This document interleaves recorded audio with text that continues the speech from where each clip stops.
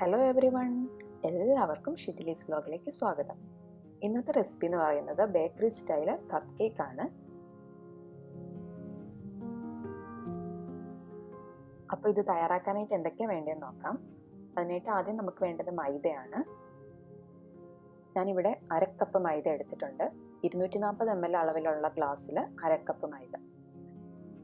ഇനി നമുക്ക് വേണ്ടത് ബേക്കിംഗ് പൗഡറാണ്. ഞാനിവിടെ ബേക്കിംഗ് പൗഡർ 1.5 ടീസ്പൂൺ ചേർക്കുന്നുണ്ട്. ടീസ്പൂൺ ആണ് കേട്ടോ.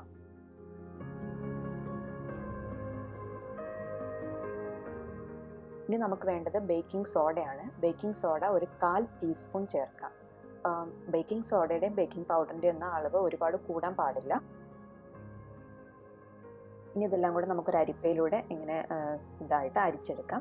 അതാകുമ്പോൾ ബേക്കിംഗ് പൗഡറും ബേക്കിംഗ് സോഡയും എല്ലാം മൈദയുടെ എല്ലാ ഭാഗത്തും കറക്റ്റായിട്ട് ചേരും. അതെല്ലാം നിങ്ങളൊരു പാത്രത്തിലിട്ടാണ് മിക്സ് ചെയ്തെടുക്കുന്നതെങ്കിലും ഒരു ഫോർക്ക് കൊണ്ടോ അല്ലെങ്കിൽ ഇതുപോലൊരു വിസ്ക് കൊണ്ടോ നന്നായിട്ട് മിക്സ് ചെയ്ത് കൊടുത്താലും മതി. നമ്മളിതിൻ്റെ ബാറ്റർ തയ്യാറാക്കുമ്പോൾ നമ്മൾ ബട്ടർ ചേർക്കും. അപ്പം സാൾട്ടഡ് ബട്ടറാണ് യൂസ് ചെയ്യുന്നതെന്നുണ്ടെങ്കിൽ ഈ സമയത്ത് ഉപ്പ് ചേർക്കേണ്ട ആവശ്യമില്ല. അതെല്ലാം നിങ്ങൾ അൺസാൾട്ടഡ് ബട്ടറാണ് എടുക്കുന്നതെന്നുണ്ടെങ്കിൽ ഈ അരിപ്പയിലൂടെ അരിക്കുന്നതിന് മുമ്പായിട്ട് ഇതിൻ്റെ ഒപ്പം തന്നെ ഒരു നുള്ളു ഉപ്പും കൂടെ ചേർത്തിട്ട് വേണം ഇത് അരിച്ചെടുക്കാനായിട്ട്. ഇപ്പം മൈദയും ബേക്കിംഗ് സോഡയും ബേക്കിംഗ് പൗഡറും എല്ലാം നന്നായിട്ട് മിക്സ് ആയിട്ടുണ്ട്. ഇനി നമുക്ക് കേക്കിൻ്റെ ബാറ്റർ തയ്യാറാക്കാനായിട്ട് ഒരു വലിയ പാത്രത്തിലേക്ക് ആദ്യം മുട്ട ചേർത്ത് കൊടുക്കണം. ഞാനിവിടെ 2 മുട്ടയാണ് എടുത്തിരിക്കുന്നത്, മീഡിയം സൈസിലുള്ള 2 മുട്ട. അപ്പം അത് മാത്രമല്ല, പിന്നെ നമ്മൾ ചേർക്കുന്ന എല്ലാ സാധനങ്ങളും, അതായത് ബട്ടറും പാലും പിന്നെ മുട്ടയൊക്കെ ആണെങ്കിലും റൂം ടെമ്പറേച്ചർ ഉള്ളതാവാനായിട്ട് ശ്രദ്ധിക്കണം. അതായത് ഫ്രിഡ്ജിൽ നിന്ന് നേരെ അത് തണുപ്പോടുകൂടി തന്നെ എടുത്ത് ഇതിലേക്ക് ഇടാൻ പാടില്ല. അപ്പോൾ കേക്ക് കറക്റ്റായിട്ട് പൊന്തിയൊന്നും വരില്ല. അതുകൊണ്ടാണ് അപ്പോൾ നമ്മൾ ഉണ്ടാക്കുന്നതിന് മുമ്പായിട്ട് ഒരു 2-3 മണിക്കൂർ മുമ്പെങ്കിലും ഫ്രിഡ്ജിൻ്റെ പുറത്തെടുത്ത് വെക്കാനായിട്ട് ശ്രദ്ധിക്കാം. മുട്ട ആദ്യം ജസ്റ്റ് ഒന്ന് മിക്സ് ചെയ്ത് കൊടുക്കുക. അതിനുശേഷം നമുക്കിതിലേക്ക് പൊടിച്ച പഞ്ചസാര ചേർക്കാം. ഇനി ഇതിലേക്ക് നമുക്ക് പൊടിച്ച പഞ്ചസാര ചേർത്ത് കൊടുക്കാം. ഞാനിവിടെ അതും അരക്കപ്പ് തന്നെയാണ് എടുത്തിരിക്കുന്നത്. മൈദയുടെയും പഞ്ചസാരയുടെയും അളവ് സെയിം തന്നെയാണ്. പൊടിച്ചതിന് ശേഷം അരക്കപ്പ് കേട്ടോ. പിന്നെയെന്ന് പറഞ്ഞു കഴിഞ്ഞാൽ നമ്മൾ പൊടിക്കാത്ത പഞ്ചസാര ഇതിലേക്ക് ഇടാം. പക്ഷേ ഇപ്പം ബീറ്റ് ചെയ്തെടുക്കുമ്പോൾ ഒത്തിരി നേരമായിട്ട് ബീറ്റ് ചെയ്തെടുക്കണം മിക്സായി കിട്ടാൻ വേണ്ടിയിട്ട്. പൊടിച്ച പഞ്ചസാര ആകുമ്പോൾ പെട്ടെന്ന് തന്നെ മിക്സ് ആവുകയും ചെയ്യും. പഞ്ചസാരയും മുട്ടയും നന്നായിട്ട് മിക്സ് ചെയ്തിട്ടെടുക്കുക. ഇതിവിടെ ഒരു ഇലക്ട്രിക് ബീറ്റർ ഉപയോഗിച്ച് ബീറ്റ് ചെയ്തെടുക്കുകയാണ്. ഇലക്ട്രിക് ബീറ്റർ വേണമെന്ന് ഒരു നിർബന്ധമില്ല കേട്ടോ. നമ്മൾ നേരത്തെ യൂസ് ചെയ്തില്ലേ വിസ്ക്, അത് തന്നെ യൂസ് ചെയ്തിട്ടാണെങ്കിലും ചെയ്തെടുക്കാം. പക്ഷെ കുറച്ച് കൂടുതൽ നേരം എടുക്കും ഇതിങ്ങനെ ബീറ്റ് ചെയ്തെടുക്കാൻ വേണ്ടിയിട്ട്. അതുകൊണ്ട് പെട്ടെന്ന് ആവാൻ വേണ്ടിയിട്ടാണ് ഇതുപോലൊരു ഇലക്ട്രിക് ബീറ്റർ യൂസ് ചെയ്തത്. നിങ്ങളുടെ കയ്യിൽ ഇലക്ട്രിക് ബീറ്റർ ഉണ്ടെങ്കിൽ ഇത് യൂസ് ചെയ്യുക. അതല്ലാന്നുണ്ടെങ്കിൽ വിസ്ക് തന്നെ യൂസ് ചെയ്താൽ മതി. മുട്ടയും പഞ്ചസാരയും നന്നായിട്ട് യോജിച്ചതിന് ശേഷം നമുക്കിതിലേക്ക് ബട്ടർ ചേർത്ത് കൊടുക്കാം. ബട്ടറും ഏകദേശം അളവെന്ന് പറയുന്നത് അരക്കപ്പ് തന്നെയാണ്. ഇത് നല്ല സോഫ്റ്റ് ആയിട്ടുള്ള ബട്ടറാണ്.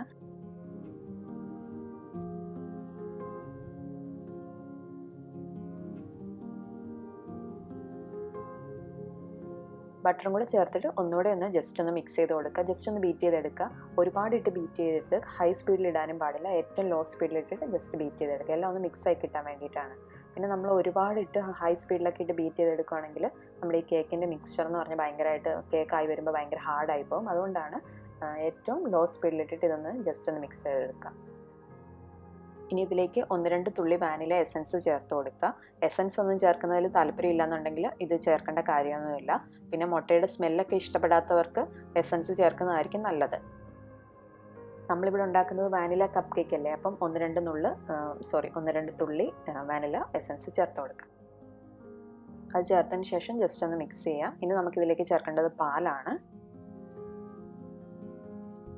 പാല് ഞാനിവിടെ ഒരു അരക്കപ്പ് എടുത്ത് വെച്ചിട്ടുണ്ട്. പക്ഷേ അത് മുഴുവൻ ഇപ്പോൾ ചേർത്ത് കൊടുക്കേണ്ട. കുറേശ്ശെ വിധം ചേർത്തിട്ട് വേണമെന്നുണ്ടെങ്കിൽ മാത്രം മുഴുവൻ ചേർത്താൽ മതി.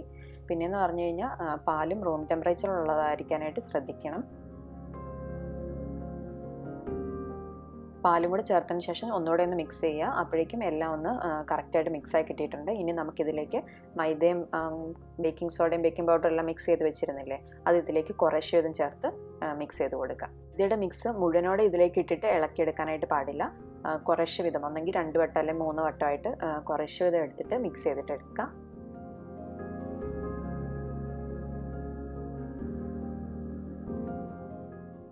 ഇങ്ങനെ എന്തിനാണ് ചെയ്യുന്നതെന്ന് ചോദിച്ചു കഴിഞ്ഞാൽ, അതായത് കുറേശ്ശെ ഇടുന്നത് എന്തിനാണെന്ന് വെച്ച് കഴിഞ്ഞാൽ നമുക്കപ്പോൾ അത് എളുപ്പത്തിൽ മിക്സ് ചെയ്യാൻ പറ്റും. അപ്പോൾ ആദ്യം ചേർത്തത് മുഴുവൻ ഈ എന്താ പറയുക പാലിൻ്റെയൊക്കെ ഇത് മിശ്രിതമായിട്ട് നന്നായിട്ട് യോജിക്കും. അപ്പോൾ രണ്ടാമത് വീണ്ടും നമുക്ക് എടുക്കാം. അപ്പോൾ അതെല്ലാം മുഴുവനും കൂടെ ഒരുമിച്ച് അങ്ങോട്ട് ഇടുവാണെന്നുണ്ടെങ്കിൽ ഒറ്റയടിക്ക് നമുക്ക് ഇതെല്ലാം കൂടെ മിക്സ് ചെയ്തെടുക്കാൻ പറ്റില്ല. അപ്പോൾ എന്താ കുഴപ്പമെന്ന് വെച്ചാൽ ഒത്തിരി നേരമായിട്ട് ബീറ്റ് ചെയ്യേണ്ടി വരും.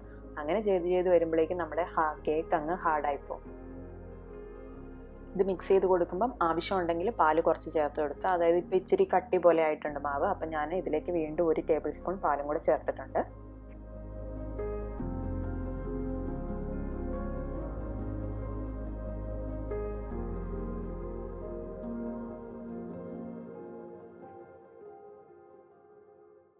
മൈദയുടെ മിക്സും കൂടെ ചേർത്തതിന് ശേഷം ഒരു 1-2 മിനിറ്റ് മീഡിയം സ്പീഡിലിട്ടതിന് ശേഷം ബീറ്റ് ചെയ്തെടുക്കുക. അപ്പോഴേക്കും നമ്മുടെ ബാറ്റർ കറക്റ്റ് ആയിട്ടുള്ള കൺസിസ്റ്റൻസിയിൽ വരും. നല്ല സോഫ്റ്റ് ആയിട്ടുള്ള ബാറ്റർ ആവും. അപ്പോൾ നമ്മുടെ ബാറ്റർ ഇവിടെ റെഡിയായി. ഇനി നമുക്കിത് ബേക്ക് ചെയ്തെടുക്കാം. ഇനി ബേക്ക് ചെയ്യാനായിട്ടുള്ള ഓവൻ അല്ലെങ്കിൽ എന്തിലാണോ ബേക്ക് ചെയ്യുന്നത് അത് ആദ്യം പ്രീഹീറ്റ് ചെയ്യണം. ഞാനിവിടെ എയർ ഫ്രയറിലാണ് ചെയ്യുന്നത്.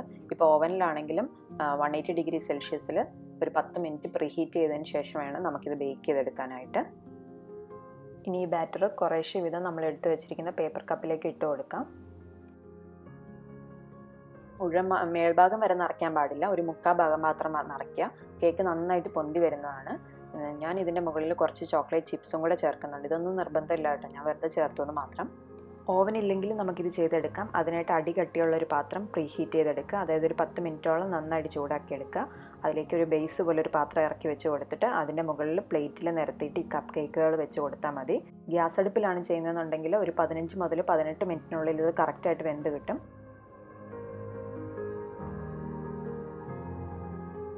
ഞാനിവിടെ ഫിലിപ്സിൻ്റെ എയർ ഫ്രയറാണ് യൂസ് ചെയ്യുന്നത്. ഇത് 180 ഡിഗ്രിയിൽ ആദ്യം പ്രീഹീറ്റ് ചെയ്തിരുന്നു.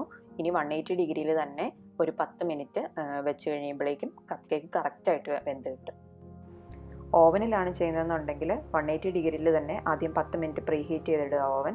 അതിനുശേഷം 15 മുതൽ 18 മിനിറ്റിനുള്ളിൽ കേക്ക് ബേക്കായി കിട്ടും. അപ്പം 180 ഡിഗ്രി സെൽഷ്യസിൽ 10 മിനിറ്റ് ബേക്ക് ചെയ്യാം. അപ്പം നമ്മുടെ bakery style vanilla cup cake ഇവിടെ റെഡി ആയിട്ടുണ്ട്. ഇപ്പോൾ കപ്പ് കേക്കിൻ്റെ ചൂടൊക്കെ ഒന്ന് പോയി. ഇതാ നമുക്ക് എടുക്കുമ്പോൾ തന്നെ മനസ്സിലാവും നല്ല സോഫ്റ്റ് ആയിട്ടാണ് ഇരിക്കുന്നത്. ബാറ്റർ നല്ല കറക്റ്റായിട്ടുള്ള പാകമായതുകൊണ്ട് തന്നെ നല്ല സോഫ്റ്റ് ആയിരുന്നു. ഈ ഉൾഭാഗമൊക്കെ നന്നായിട്ട് വെന്ത് നല്ല മോയിസ്റ്റ് ആയിട്ടുള്ള വാനില കേക്കാണ്. എന്ത് വന്നാലും എല്ലാവർക്കും ഇഷ്ടപ്പെടും. നിങ്ങളൊന്ന് ട്രൈ ചെയ്ത് നോക്കണം. എല്ലാവരും ട്രൈ ചെയ്ത് നോക്കിയിട്ട് അഭിപ്രായങ്ങൾ പറയാനായിട്ട് മറക്കരുത് കേട്ടോ. അപ്പം നാളെ വേറൊരു വീഡിയോയുമായി വീണ്ടും കാണാം. അതുവരേക്കും ബൈ ബൈ.